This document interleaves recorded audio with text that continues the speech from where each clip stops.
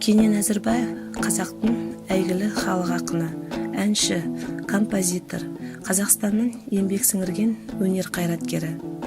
Туып өскен жері Жамбыл облысының Қордай ауданындағы Мәттібұлақ деген өңір. Әкесі Әзірбай, шешесі ұлдарда әнші, домбырашы болған. Ән жырды әуелі ата-анасынан үйренген Кенен 11 жасынан домбыраға қосылып, өз жанынан өлең, ән шығара бастаған.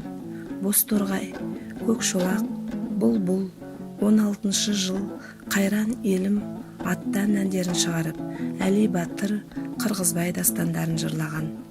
Қазақ-қырғыз арасындағы белгілі жиындарға қатысып, айтысқа түскен, ән сайысына араласқан. Мемлекет қайраткерлері Ораз Жандосов, Жұбаныш Бәрібаев, Тоқаш Бокин, тағы басқалармен таныс біліс болған. Кенен ең алдымен айтыс ақыны. Оның есімін ел есінде сақтаған да осы өнері. Халима, Жамбыл, Шашубай, Есдәулетпен айтыстары бұл айтқанымыздың анық дәлелі.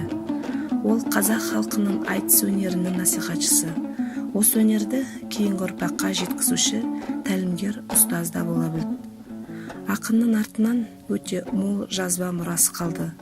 10 дастан, 100-ден астам әндері, мыңдаған өлең жырлары, айтыстары, 7 күйі, басқа да атаңызға айналған тарихи тұлғалар жайлы жазғандары халық игілігіне айналып отыр.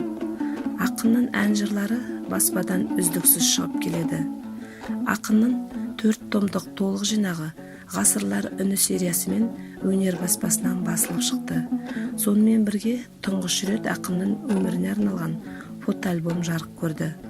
Ол жайында деректі кинотелефильмдер түсірілді. Есімі Жамбыл облысындағы көшеге, кинотеатрға, Қазақ орта мектебіне берілген. Назарларыңызға рахмет.